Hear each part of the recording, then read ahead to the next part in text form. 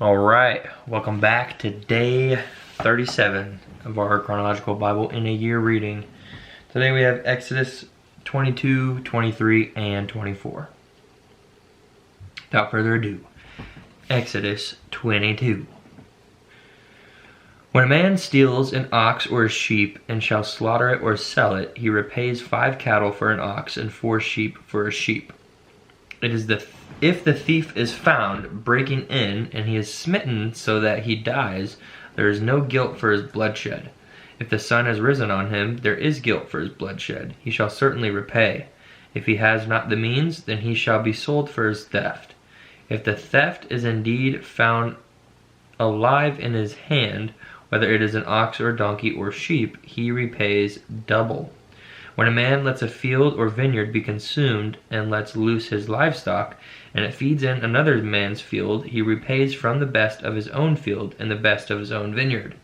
When fire breaks out and spreads to thorn bushes, so that stacked grain or standing grain where the field is consumed, he who kindled the fire shall certainly repay. When a man gives silver or goods to his neighbor to guard, and it is stolen out of the man's house, if the thief is found, he repays double. If the thief is not found, then the master of the house shall be brought before Elohim to see whether he has put his hand into his neighbor's goods. For every matter of transgression, for ox, for donkey, for sheep, for garment, or for whatever is lost which another claims to be his, let the matter of them both come before Elohim. And whomever Elohim declares wrong repays double to his neighbor. When a man gives to his neighbor a donkey or ox or sheep or any beast to watch over, and it dies, or is injured, or is driven away while no one is looking, let an oath of Yahuwah be between them both, that he has not put his hand into his neighbor's goods. And the owner of it shall accept that, and he does not repay. But if it is indeed stolen from him, he repays to its owner. If it is torn to pieces, then let him bring it for evidence. He does not repay what was torn. And when a man borrows from his neighbor, and it is injured or dies while the owner of it is not present, he shall certainly repay. But if its owner was with it, he does not repay. If it was hired, he is entitled to the hire. And when a man entices a maiden who is not engaged and lies with her, he shall certainly pay the bride price for her to be his wife.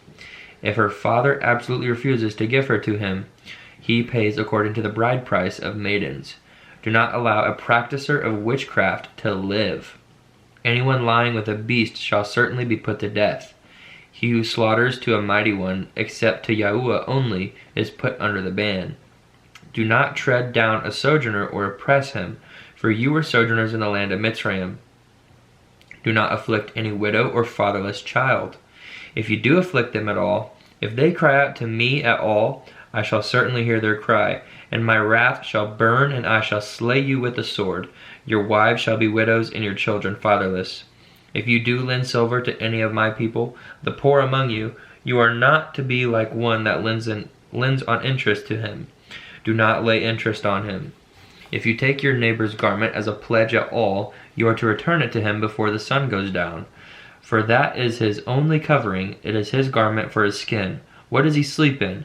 And it shall be that when he cries to me, I shall hear, for I show favor. Do not revile Elohim, nor curse a ruler of your people. Do not withhold your produce and your juice. Give me the firstborn of your sons. Likewise, you are to do with your oxen, with your sheep. It is to be with its mother 7 days. On the 8th day you give it to me. And you are Kadesh men to me. And you do not eat any meat which is torn to pieces in the field. You throw it to the dogs. Chapter 23. Do not bring a false report. Do not put your hand with the wicked to be a malicious witness. Do not follow a crowd to do evil, nor bear witness in a strife, so as to turn aside after many, to pervert. And do not favor a poor man in his strife.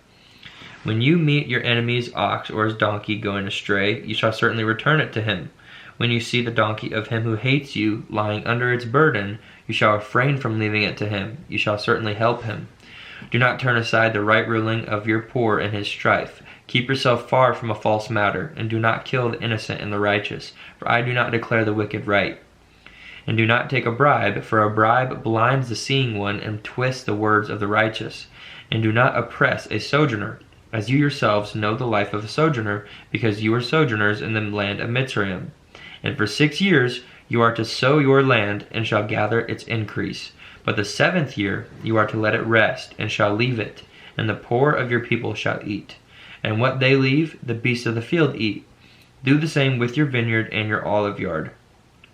6 days you are to do your work, and on the 7th day you rest, in order that your ox and your donkey might rest, and the son of your female servant and the sojourner be refreshed. And in all that I have said to you, take heed, and make no mention of the name of other mighty ones. Let it not be heard from your mouth. 3 times in the year you are to celebrate a festival to me. Guard the festival of Matzah. 7 days you eat unleavened bread, as I commanded you, at the time appointed in the month of Abib.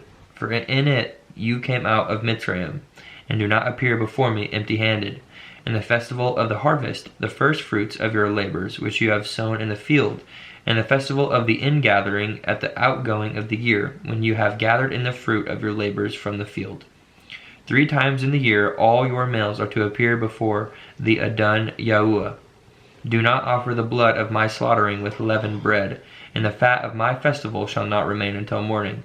Bring the first of the firstfruits of your land into the house of Yahuwah your Elohim. Do not cook a young goat in its mother's milk. See, I am sending a messenger before you to guard you in the way and to bring you into the place which I have prepared.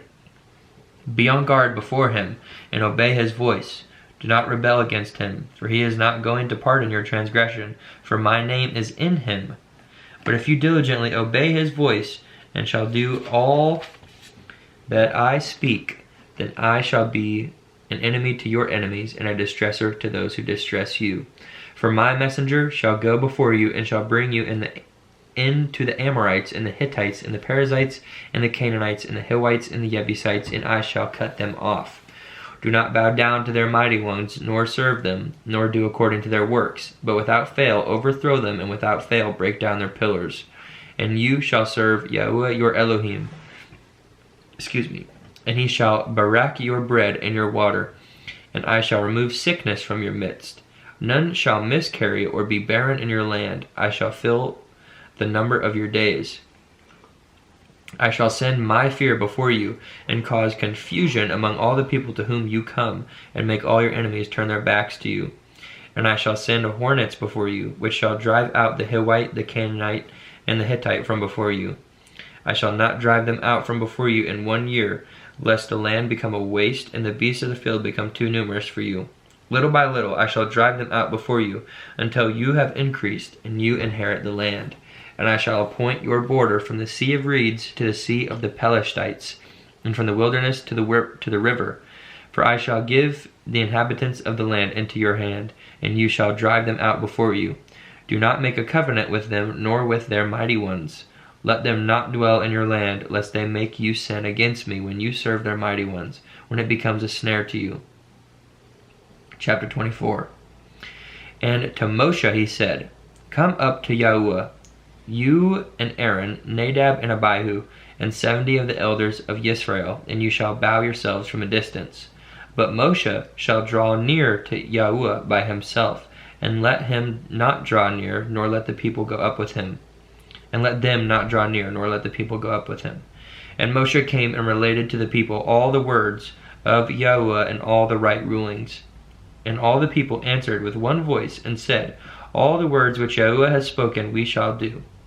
And Moshe wrote down all the words of Yahuwah, and rose up early in the morning, and built an altar at the foot of the mountain, and 12 standing columns for the 12 tribes of Israel.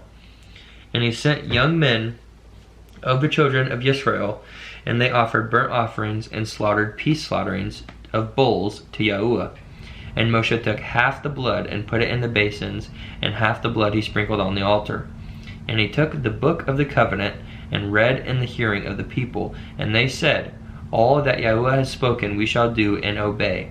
And Moshe took the blood and sprinkled it on the people, and said, See the blood of the covenant which Yahuwah has made with you concerning all these words. And Moshe went up, also Aaron, Nadab, and Abihu, and 70 of the elders of Israel. And they saw the Elohim of Yisrael, and under his feet like a paved work of sapphire stone, and like the Shamayim for brightness. Yet he did not stretch out his hand against the chiefs of the children of Yisrael. And they saw Elohim, and they ate and drank. And Yahuwah said to Moshe, Come up to me on the mountain and be there, while I give you tablets of stone, and the Torah, and the command which I have written to teach them.